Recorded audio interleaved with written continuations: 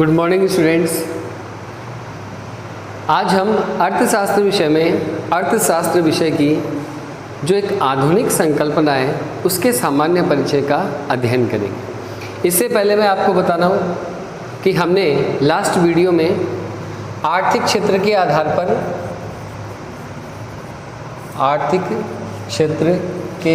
पर अर्थव्यवस्था के प्रकार, जिसमें प्राथमिक, द्वितीयक और तृतीयक, इनके बारे में अध्ययन किया था। इसके बाद में जो दूसरा भाग है अर्थव्यवस्था की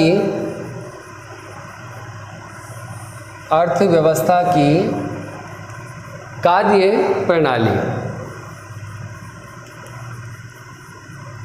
अर्थव्यवस्था की कार्य प्रणाली में अर्थव्यवस्था के प्रकार जो बताए थे वो पूंजीवादी, दूसरा क्या था समाजवादी, और तीसरा मिश्रित अर्थव्यवस्था या आर्थिक प्रणाली। तो ये तीन प्रकार से पूंजीवादी, समाजवादी और मिश्रित अर्थव्यवस्था या आर्थिक प्रणाली या कार्य प्रणाली, जो प्रत्येक राष्ट्र की अपनी अपनी व्यवस्थाएं होती है, जिसमें मुख्य रूप से उत्पत्ति के अधिकांश संसाधनों या आर्थिक निर्णय जितने भी होते हैं उन सबकी क्या व्यवस्थाएं होती है, इनका विस्तृत चर्चा परिचर्चा हमने कार्य प्रणालियों के माध्यम से कल पढ़ा था। उससे पहले हमने आर्थिक क्षेत्र, प्राथमिक, द्वितीयक और तृतीयक, इनके बारे में अध्ययन किया था। आज हम अध्ययन पढ़ने जा रहे हैं कि अर्थशास्त्र जो है वो अपने आधुनिक स्वरूप में कैसे पहुंचा। देखो, अर्थशास्त्र जो एक है बहुत ही महत्वपूर्ण विषय माना गया है। अर्थशास्त्र एक लोकप्रिय एवं महत्वपूर्ण सामाजिक विषय है जिसमें मनुष्य, समाज या राष्ट्र आदि अपनी आर्थिक आवश्यकताओं को पूरा करने के लिए या अपना आर्थिक जो हित है उसका पूरा करने के लिए अपनी अपनी आवश्यकताएं उत्पन्न करता है। उन आवश्यकताओं को पूरा करने के लिए कोई आजीविकाएं प्राप्त करता है, कहीं रोजगार करता है, नौकरी करता है, व्यवसाय करता है और उसके माध्यम से वो आय प्राप्त करता है और उस आय से एक व्यक्ति, परिवार, समाज या राष्ट्र अपनी उपभोग संबंधी आवश्यकताओं को पूरा करता है। समय बदलते बदलते, युग बीतते बीतते अर्थशास्त्र यानी एक विषय जिसका हम अध्ययन कर रहे हैं और संपूर्ण अर्थव्यवस्था, इनमें बहुत बड़े बदलाव हमें देखने को मिले। मूल बात जो केंद्र में रही वो क्या कि मनुष्य या समाज का आर्थिक सामाजिक उद्देश्य कैसे बढ़ाया जाए और लोग अपनी ज़रूरतों को पूरा कैसे कर सकें, अपना आर्थिक हित उद्देश्य कैसे प्राप्त कर सकें। तो ये बात पहले भी थी और इसके लिए व्यवस्थाएं भी थीं। ये ही बातें आज भी हैं और इनके लिए व्यवस्थाएं भी बनी हुई हैं। परंतु आधुनिक संकल्पना की बात यदि हम करते हैं तो अर्थशास्त्र की आधुनिक संकल्पना बहुत पुरानी नहीं करते हैं। बात करते हैं 17वीं शताब्दी की।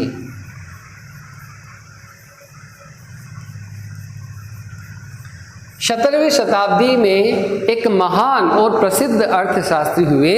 उन महान प्रसिद्ध अर्थशास्त्री का नाम क्या है? Adam Smith. एडम स्मिथ, इनके द्वारा अर्थशास्त्र और अर्थव्यवस्था का बहुत ही गहन अध्ययन किया गया और आने वाले अनेक वर्षों से पूर्व ही इनके मन में, इनके विचारों में, इनके सिद्धांतों में जो इनकी अर्थ नीति थी, इनका अर्थ या आर्थिक व्यवहारों के प्रति जो अध्ययन था वो इस प्रकार से था कि भविष्य में कोई भी व्यक्ति किस प्रकार से अपनी आजीविकाएं चला सकेगा, कोई राष्ट्र अपनी आर्थिक प्रणालियों, अर्थव्यवस्थाओं का संचालन कैसे कर सकेगा और जिसके आधार पे वो राष्ट्र विकसित राष्ट्र, विकासशील राष्ट्र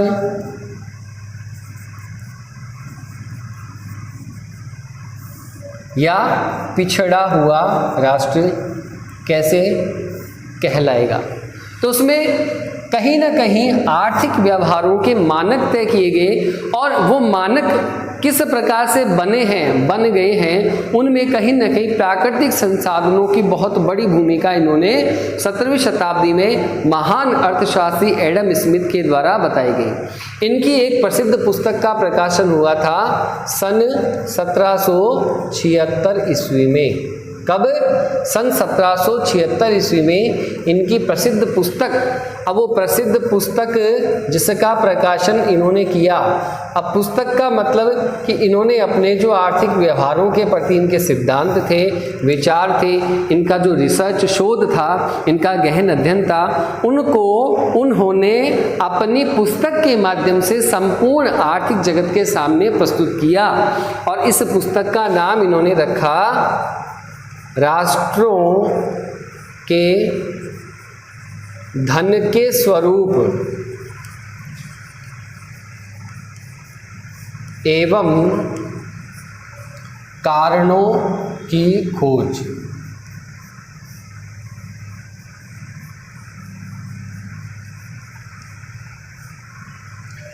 राष्ट्रों के धन के स्वरूप एवं उनके कारणों की खोज, अंग्रेजी में इस पुस्तक का नाम है an enquiry into the nature and causes wealth of the nations. राष्ट्रों के धन के स्वरूप एवं उनके कारणों की खोज। पुस्तक का प्रकाशन कब हुआ?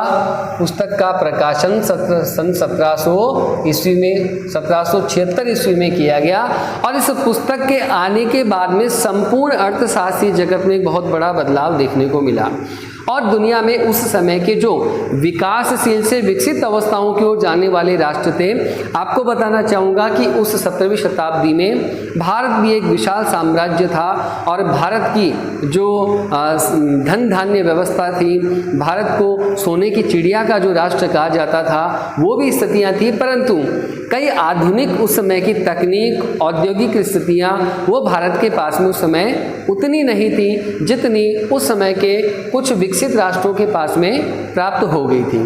तो एडम स्मिथ ने कहा कि वो राष्ट्र कैसे और अधिक विकसित हो सकते हैं, वो क्यों विकासशील अवस्था में ही रह गए, और वो क्यों पिछड़े हुए देश माने गए हैं या उनको पिछड़ा हुआ राष्ट्र कहा गया है, वो सब उन्होंने अपने अध्ययन के आधार पर इस पुस्तक में स्पष्ट किया या क्लियर किया था। 1776 ईस्वी में पुस्तक का प्रकाशन हुआ, प्रसिद्ध अर्थशास्त्री एडम स्मिथ। तो तब से आधुनिक अर्थशास्त्र की जो संकल्पना है वो इन्हीं के इर्द गिर्द घूमने लगी। इस प्रकार कहा जाता है, हमने पुस्तकों में पढ़ा है कि एडम स्मिथ को आधुनिक अर्थशास्त्र का जनक भी कहा गया है, या इन्हें आधुनिक अर्थशास्त्र का पितामह भी कहते हैं। द फादर ऑफ इकोनॉमिक्स या फाउंडर ऑफ इकोनॉमिक्स, ये संज्ञा इनको दी गई, और इनका जितना भी अध्ययन था वो धन पर ही केंद्रित था। इन्होंने अपने अध्ययन में आर्थिक व्यवहारों को धन का विज्ञान बताया।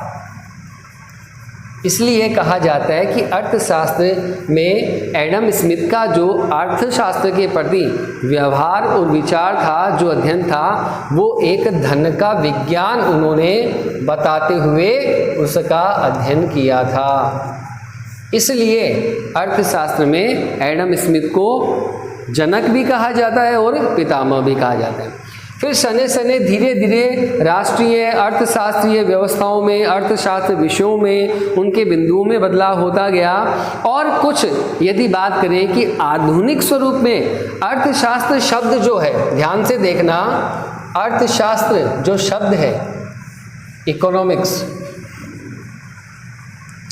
इसको सही एवं व्यवस्थित रूप में परिभाषित करने का सर्वप्रथम जो विचार या संकल्पना है वो प्रसिद्ध अर्थशास्त्री डॉक्टर ए मार्शल ने अपनी प्रसिद्ध पुस्तक अर्थशास्त्र के सिद्धांत,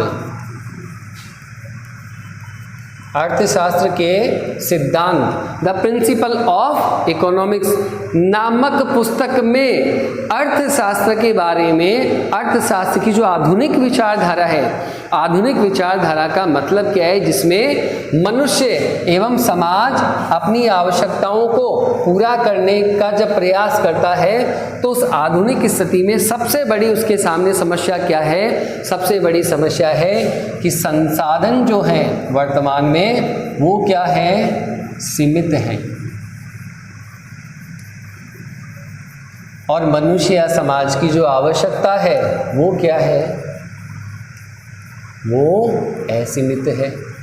तो पहले के अर्थशास्त्र और वर्तमान या आधुनिक अर्थशास्त्र की बात करें तो उसमें अंतर केवल ये है कि पहले संसाधन तो असीमित थी और आवश्यकता सीमित थी। क्यों? क्योंकि आबादी या जनसंख्या पूरे विश्व की बहुत कम थी, तो आवश्यकता जितनी होती थी, जितनी जनरेट की जाती थी या उत्पन्न होती थी, वो आवश्यकताएं प्रत्येक व्यक्ति की उस समय पूरी की जाती थी। और उस समय मनुष्य की आवश्यकता केवल ये थी कि वो एक सामान्य आजीविका प्राप्त करे, अपना भरण पोषण कर सके, बहुत अधिक धन का संग्रह नहीं करना, बहुत अत्यधिक वस्तुओं का संग्रह नहीं करना, ऐसी सोच भावना विचार में नहीं थी। इसलिए सब कुछ अच्छे से और ठीक ठाक तरीके से चल रहा था। परंतु समय युग बदलते बदलते आवश्यकताओं ने आविष्कार को जन्म दिया। मनुष्य और समाज की आवश्यकताएं तो हो गई असीमित, और उन आवश्यकताओं को पूरा करते करते आज संसाधन क्या हो गए? सीमित हो गए।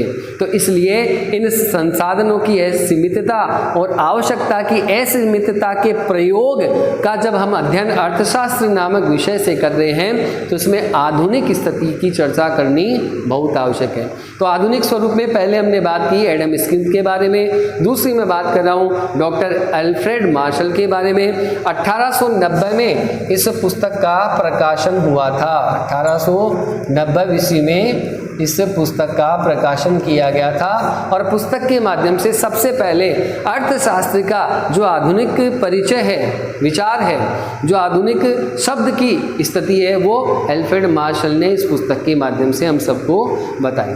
अब हुआ क्या कि दुनिया आगे तरक्की की ओर बढ़ने लगी, आधुनिक तकनीकी की बात आई और हमने पुस्तकों में पढ़ा है कि औद्योगिक क्रांतियों की शुरुआत भी हो गई थी। तो जब औद्योगिक क्रांतियों की शुरुआत हुई थी तब उस समय संसाधनों का बहुत बड़े पैमाने पर प्रयोग किया जाने लगा।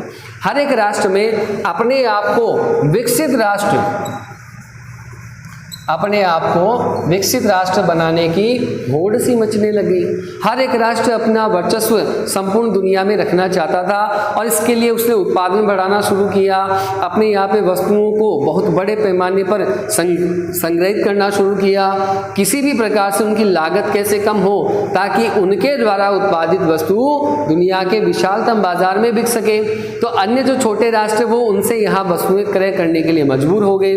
तो आधुनिक तकनीकी प्रतिस्पर्धा की दौड़ में हुआ क्या कि संसाधनों का अनुचित तरीके से वितरण करने से दुनिया में एक ऐसी व्यवस्था देखने को मिली थी। और वो व्यवस्था कब देखने को मिली? वो व्यवस्था 19वीं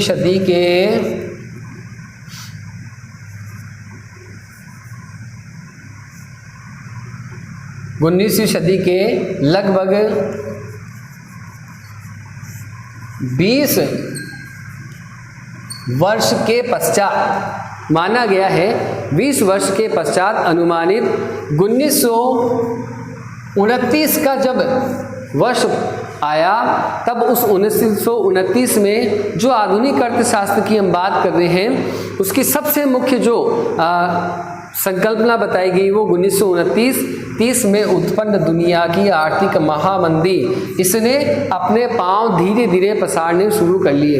क्योंकि तकनीकी और औद्योगिक श्रृंखला की दौड़ में, प्रतिस्पर्धा में प्रत्येक राष्ट्र अपने आप को सबसे आगे प्रतिष्ठित करना चाहता था। तो इस होड़ के कारण क्या हुआ, संसाधनों की लागत इतनी ज़्यादा कम हो गई कि कुछ राष्ट्रों ने एक दूसरे राष्ट्र से वस्तुओं का आयात निर्यात करना ही बंद कर दिया। सब अपने अपने स्तरों पर ही उत्पादन करने लगे और देखते ही देखते धीरे धीरे ये स्थिति एक मंदी का स्वरूप धारण करने लगी।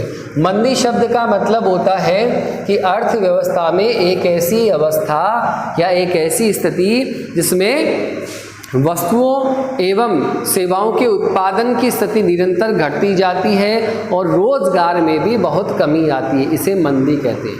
अब इस मंदी की चपेट विकसित राष्ट्रों के साथ साथ विकासशील देशों में भी होने लगी और देखते ही देखते संपूर्ण दुनिया में इसका प्रभाव ये हुआ कि दुनिया में बेरोजगारी और लागत ये दोनों ही क्या हो गई, कम होने लग गई। तो इस प्रकार से 1929 के बाद में आधुनिक अर्थशास्त्र की संकल्पना फिर और आगे बढ़ी। संपूर्ण दुनिया में अर्थशास्त्र को नए स्वरूप में कैसे समझा जाए, कैसे परिभाषित किया जाए, तो इस बारे में भी वैश्विक सम्मेलन होने लगे। अनेक अर्थशास्त्री एक जगह से, एक राष्ट्र से दूसरे राष्ट्र पे चर्चा परिचर्चा करने के लिए एकत्रित होने लगे और ये दौर सन 1933 में जाके पहुंचा। सन 1933 ईस्वी में एक प्रसिद्ध अर्थशास्त्री नॉर्वे राष्ट्र में, नॉर्वे देश के प्रसिद्ध अर्थशास्त्री जिनका नाम था रेगनर फ्रिश, क्या, रेगनर फ्रिश, इनके द्वारा अर्थशास्त्र की कुछ ऐसी कमियां ढूंढी गई और इन्होंने अपने सुझाव में ये बताया कि अर्थशास्त्र एक बहुत बड़ी अध्ययन विषय वस्तु है, इसका एक साथ अध्ययन नहीं किया जा सकता। इसलिए डॉक्टर रेगनर फ्रिश ने क्या बताया कि अर्थशास्त्र को उसकी दो विषय वस्तु के रूप में परिभाषित कर दिया और वो दो विषय वस्तु क्या कहलाई, एक विषय वस्तु कहलाई व्यष्टि और दूसरी समष्टि। अर्थात अर्थशास्त्र जो विषय है उसके बस दो भाग कर दिए और दो भाग में एक भाग का नाम समष्टि अर्थशास्त्र और दूसरे का नाम, एक का नाम व्यष्टि अर्थशास्त्र और दूसरे का नाम समष्टि। अब ये विषय वस्तु आपको क्लास 12 में पढ़ाई जाएगी, लेकिन जानकारी के तौर पे यहाँ बता रहा हूँ कि इस व्यष्टि और समष्टि आधुनिक अर्थशास्त्र की दो प्रमुख विषय वस्तु मानी गई हैं। तो इनका विभाजन किसने बताया, डॉक्टर रेगनर फ्रिश ने। कब, 1933 में। ये नॉर्वे देश के प्रसिद्ध विश्वविद्यालय, मैं यहाँ पे नाम लिख रहा हूँ, ओसेलो विश्वविद्यालय, ओसेलो विश्वविद्यालय जो कि उस समय नॉर्वे में ही था और इसमें अर्थशास्त्र विषय के प्रसिद्ध प्रोफेसर रेगनर फ्रिश ने आधुनिक अर्थशास्त्र को पुनः दुनिया के सामने परिभाषित करने और जो महामंदी के दौर से उबरने हेतु अर्थशास्त्रीय जगत की विचारधारा को नए सिरे से समझने के लिए सबसे पहले इन्होंने सुझाव दिया कि अर्थशास्त्र को दो भागों में बांटा जाए। इसके तत्पश्चात अब अर्थशास्त्र के दो भाग या दो विषय वस्तु हमें प्राप्त तो हो गई, लेकिन फिर भी समस्या ये थी कि एक व्यक्ति का, क्योंकि व्यक्ति से परिवार बनता है, परिवार से समाज बनता है और समाज से राष्ट्र बनता है, तो राष्ट्र के जो नीति निर्माता जो होते हैं वो राष्ट्र के लिए भी व्यवस्थाएं बनाएंगे और एक व्यक्ति के बारे में व्यवस्था बनाते समय व्यक्ति या परिवार के बारे में भी बहुत ही छोटे या सूक्ष्म स्तर पर भी उनका अध्ययन किया जाता है। तो बात क्या आई कि व्यष्टि अर्थशास्त्र को तो अंग्रेजी में कहा गया माइक्रो और समष्टि अर्थशास्त्र को अंग्रेजी में कहा गया मैक्रो। तो इस प्रकार से माइक्रो और मैक्रो, यानी माइक्रो का मतलब होता है सूक्ष्म और मैक्रो का मतलब होता है बड़ा या विस्तार। इसका तात्पर्य क्या है कि अर्थशास्त्र की ऐसी विषय वस्तु या ऐसी आर्थिक इकाइयाँ जिनका तात्पर्य सूक्ष्म स्तर पर हो और बड़े स्तर पे हो। अब अर्थशास्त्र में हम आर्थिक व्यवहारों का अध्ययन करेंगे और आर्थिक व्यवहार किससे जुड़े होंगे, व्यक्ति से, उपभोक्ता से, उत्पादक से, वितरणकर्ताओं से, विनिमयकर्ताओं से, उनके आर्थिक व्यवहारों का ही तो अध्ययन किया जाएगा। अब वो अध्ययन सूक्ष्म स्तर पर भी होगा और बड़े व्यापक पैमाने पर भी होगा।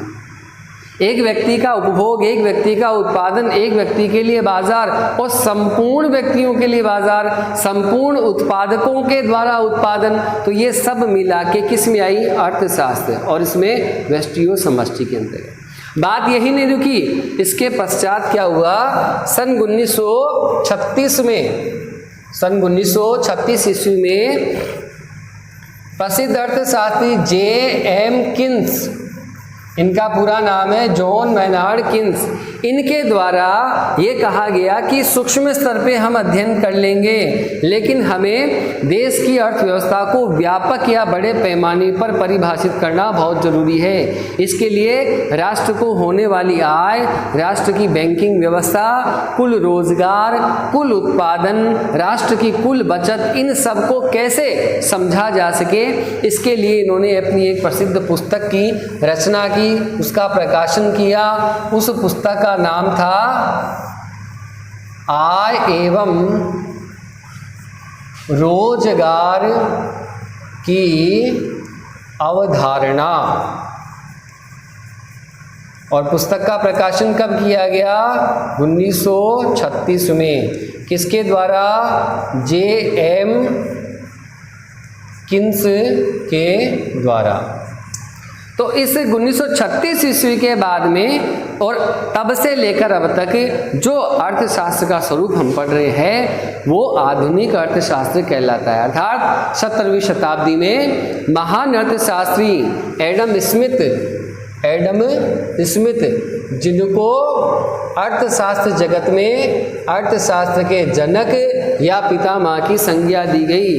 तो इस प्रकार से ये अर्थशास्त्र और उसकी आधुनिक संकल्पना के बारे में हमने विचार रखा, जिसमें सबसे मूल बात क्या है कि वर्तमान अर्थशास्त्र संसाधनों की सीमितता और आवश्यकता की असीमितता के प्रयोग से उत्पन्न समस्याओं से जूझ रहा है, और उस समस्याओं का समाधान अर्थशास्त्र विषय वस्तु के माध्यम से किया जाता है। इस प्रकार से यह अर्थशास्त्र की आधुनिक संकल्पना आज हमने पढ़ी। अब इसके पश्चात आपकी कक्षा 11 में जो अर्थशास्त्र विषय है उसका क्या विभाजन है, कितने भाग है, प्रत्येक भाग में कितने अध्याय हैं, कौन कौन सी इकाई दी गई है, अब हम प्रत्येक पाठ के अनुसार इसका आगे से अध्ययन करेंगे। तब तक के लिए गुड बाय।